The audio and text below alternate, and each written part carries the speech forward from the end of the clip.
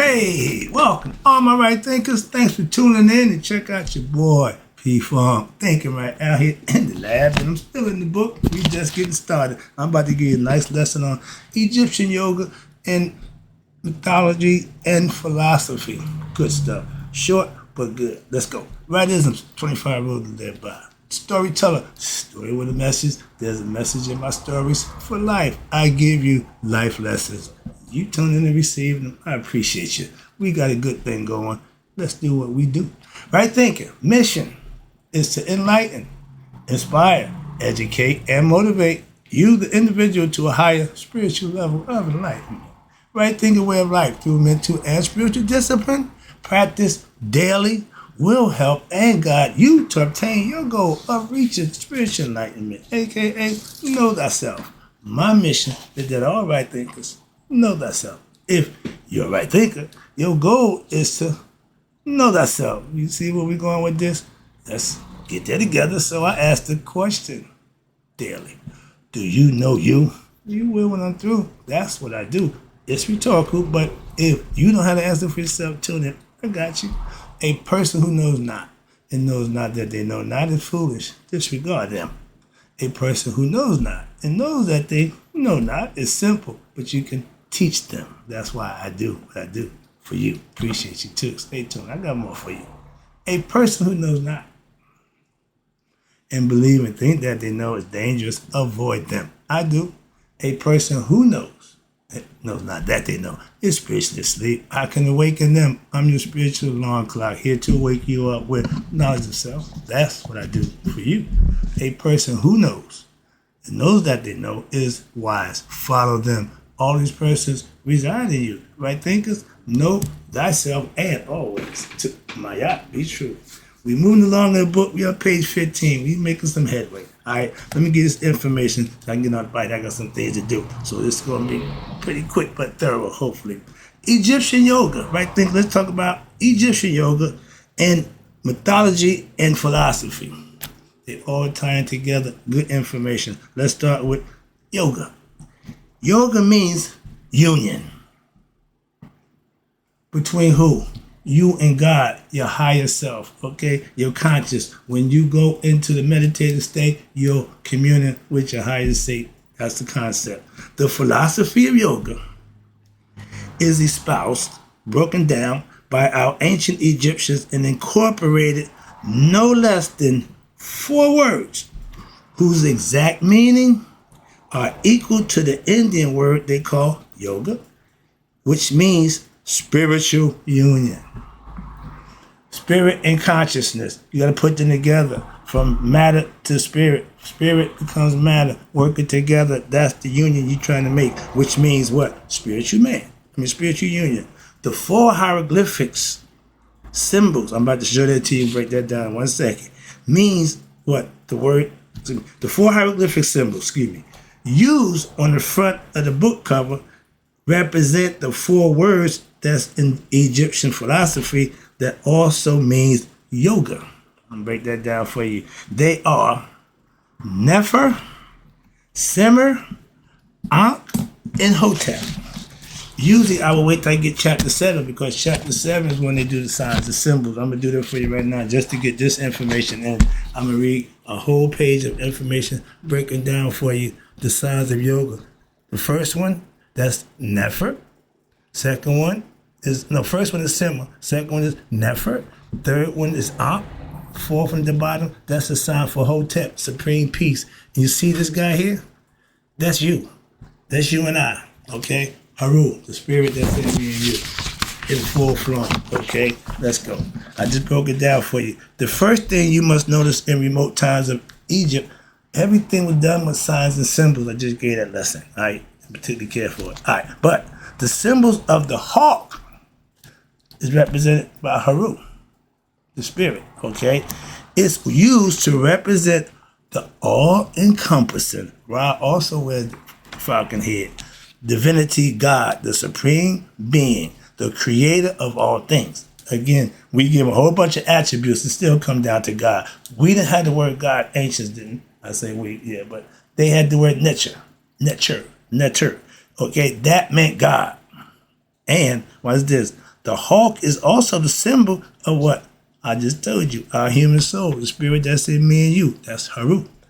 The implication is that the supreme being and the human soul are identical. One and the same. Hello.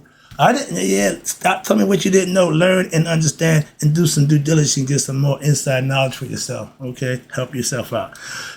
The soul and the spirit and the soul are identical.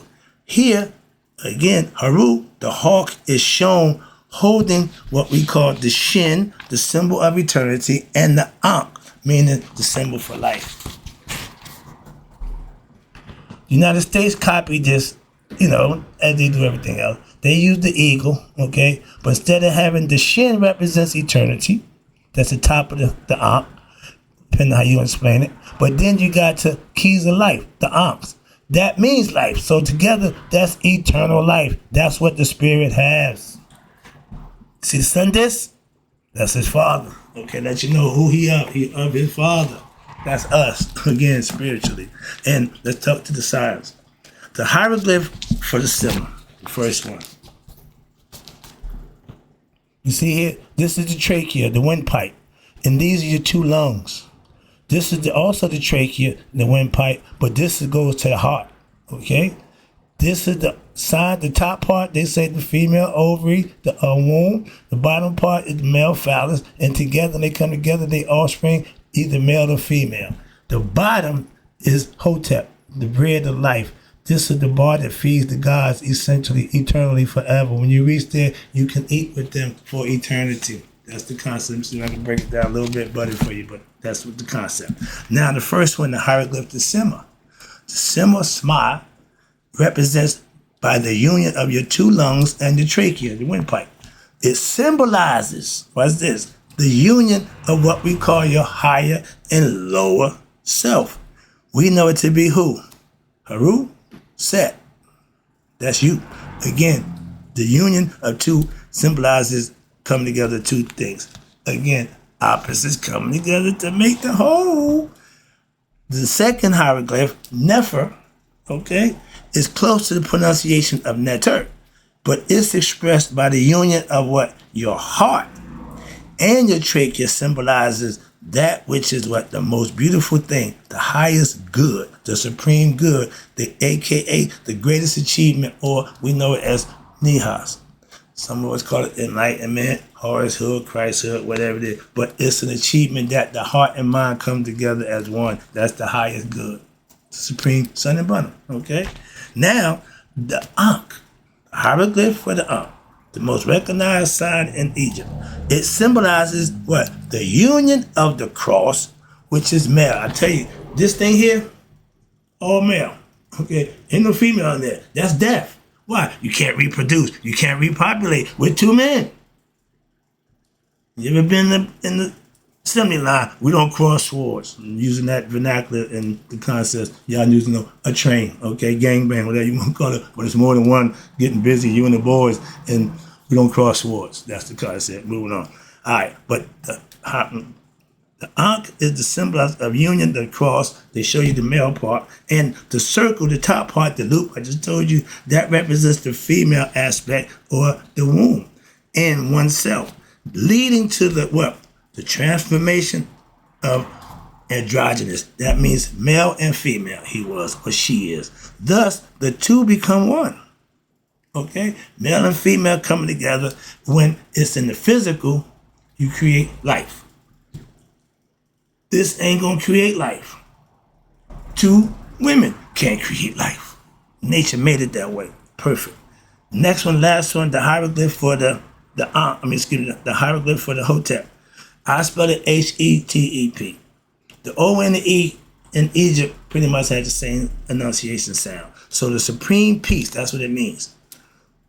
The final abode of all who satisfy what? The desires of who? Their soul in union with itself.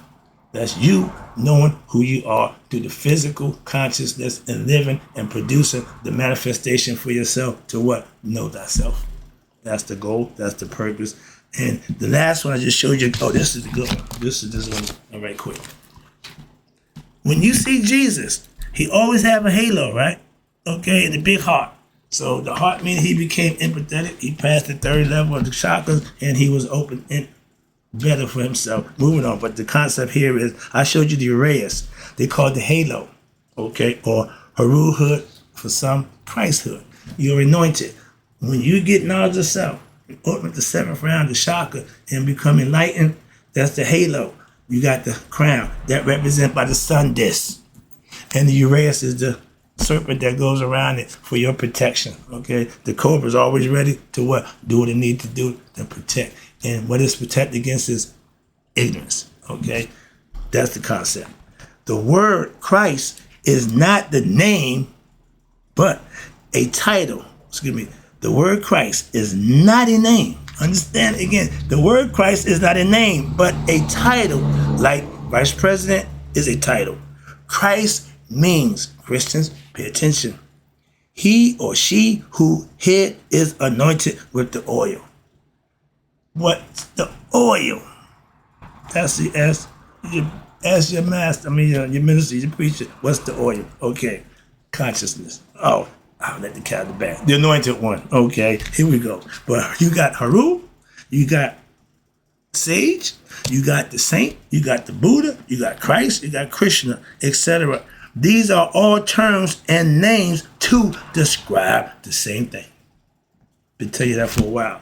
Haru hood or Christ hood, same thing, different times, but it refers to the same thing. A certain quality that exhibit by what? Your mythological or your historical philosophy personalities as symbols representing what? The potential state of an enlightenment of every sentient being in the universe. We all human beings have a chance to get to God. Okay? Or that he chose one, we chose one. Nope. It's all in the deeds that you perform while you're here alive. That's the concept. We get back to the lesson. Okay, I'm good. I'm good. Get back. Now, that's Egyptian yoga. That's the concept of the four letters, the hieroglyph broke down for you. But now the name, Egyptian yoga. It comes from the ancient Egyptian term Shita Netta, which means the way of the hidden supreme being. They're teaching you how to get to God. Shita means to search and find the hidden. Netta, God. God is hidden. Where? Inside you. That's the caveat. And they knew that a long time ago. They came and changed the game and flipped y'all and tell y'all God was somewhere else and that's not the third. Okay, that's religion. Moving on. Smatawi, spelled Smaitaui or Tawi. That means the union of the two lands. Upper and lower coming together. That's you, metaphorically. Just like the Bible is a story about you from head to toe, brains and all. The Egyptians knew how this thing worked. They knew consciousness. They knew how the brain operated. And they gave it out as best they could without, so they did a hell of a job. Wow, it still works. The truth still works. All right, I got it. Smatawi means the following. Determination. The term given in is a spiritual significance. Why? Because at once equating it with the term yoga as it used in India. Same concept. The two lands refer to Upper and Lower Egypt. Down low. Two heads. One operate, one don't. Okay? The one at the bottom, you don't want him in charge. Okay? He got no regret. He don't think. He got no brain. He got one eye. He ain't good for calling nothing. Okay? Understand that. He only good for one thing. When you call on him here, he'll do just that every time. Okay? But now I got the ED problem. You got to take them pills for him to come to rise the occasion, so to speak. Nonsense. Moving on. The two lands refer to the upper and lower Egypt, refer to you. And the upper is Haru, lower is Set. Again, spirit and ego, who represents the higher self and the lower self of every human being, respectively. You have Haru in you, you have Set in you. Two heads on the same body. Remember I gave you that concept. Okay, devil, what? Get behind me. Set shouldn't be leading your life. If he is, you're having problems. Moving on. The two lands, okay. Thus, we also have our ancient Egyptian term, which they call Sma Haru Set. Sma Haru Set. That means coming together upset. We see them, they tying something down that I ain't got to hear, but they come together for the common good, okay? That's what it's all about. They share the same body. They just got different views about things, about how they do it. That's all, okay? But the Egyptian language and the symbols provided the first historical record of yoga philosophy. In religious literature, we wrote down, Janetta gave you the blueprints, the Indian culture of the Indus Valley, they call them the Dravidians, and the Harpians, they also appear to have carried it on, expanded on it, much of the intellectual expositions in the form, they call it the Vedas, the Upanishads, the Puranas, the Tantras, all these is ancient spiritual texts out of India. They got a bunch of books, the Mahabharata. They got a bunch of written information to teach you how to get to God, worship God. They had a real good understanding, okay? Our ancient Egyptian scriptures show that the Egyptians fully understood what? The singularity of that which is called God. Everybody say they're polytheistic. No, we knew one God. Everything came from him. We've been telling you that forever. Moving on. That, if I tell you my name is Mark, and you call me Bob, I'm not answering. I told you what my name was. You tell the Greeks, we Cometians. Oh, y'all Egyptians. Get the concept? Just throw that out there. But we knew God, one God. And further, we really understood what? The timeless, the formless, the spaceless, the sexless nature of the nature. We told you about that. We fully understood it. From which time, form, space, and sex in duality came into existence. The ancients knew that well. Thus, the nameless supreme being, go by many different names. Neter, Neteru, God, gods, was referred to as, we call it, Amun, what? The hidden one. God is hidden inside his creation. That's what they told you a long time ago. And until later times, when they started creating myths, was constructed for what? The understanding of, for the common people and the immature souls, meaning humans with lesser numbers in incarnation, meaning they haven't been around a few life cycles, so they're trying to help them out. Okay, speed the process up to what? To get the spirit to go back home. That was the goal for all the Egyptians. They didn't worry about death. They ingratiated that. Why? Death was the way to get to eternity. You can't get no other way. Everybody want to go to heaven. Nobody want to die. Oh, yeah. The physical body can't go. We gotta leave that here. Okay, moving on. But the Panetter, God, Father, or the God, was thought of, okay, as the Father, Mother, Creator, God, and must not have been confused, must not be confused with what? Neters or gods. One God can give and receive and populate from itself. Everything comes from that. What's the problem with this word? No, one God, we get it. Monotheism, one God. We've been telling you that for the longest. Moving on. Like the angels ain't part of God. Y'all use angels, okay? We use netters, same thing. All right, but which represented the cosmic force. Remember, Luke used the force of the universe. It works with you if you work with it. Native Americans know it. The Aborigines know it. We the only ones who don't. The Indians, they still know it. They still practice it to this day, okay? And everything they doing, they still doing. They ain't stopped. Jews, still being Jews. They ain't stopped. The Creator is viewed as what? Both female and male until what? Creation is created, which is what? At which time, y'all call it the Big Bang. No, the time creation becomes what? The female to receive the principles and the God, the mover, the vivifier, that's the male aspect, becomes the male, the giver, the principle, receiver, and the giver. Hello, the key of life.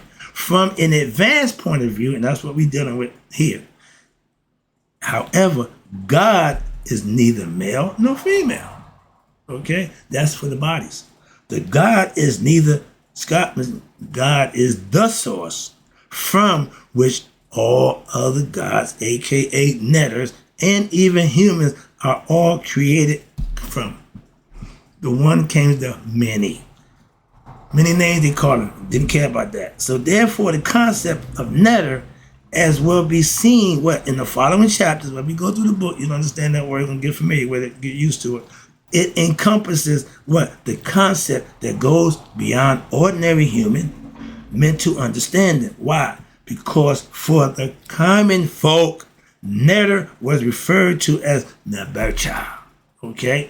Or Amen Ra Pata, which we know as the Holy Trinity. Amen, hidden. Ra, visible. Seen, created, manifested. That's us, the Holy Trinity. And it was represented by the sun disk and a single flag. They had full understanding about the hidden God, about the visible God, and the God that we are becoming from in the flesh. So they fully had it laid out. I'm breaking it down for you best I could. I'm going to stop right here. Look at the clock. I used to do an hour-long class. Got a lot of stuff done. Depending on how we get, how the class, see, when you're interacting, you can go on tangents, you can have discussions and know everything. But here, I just go straight teaching. So I hope you enjoyed the lesson. That's what I do. I'll be right back in a minute. But in closing, right thinkers, man, you all live to be 100. Me, 100 miles a day. So I never let my right thinkers who got a better understanding of the side of yoga and Egyptian yoga have passed away. I'll be right back with the mythology and philosophy. That's going to be its own lesson. I'll be right back.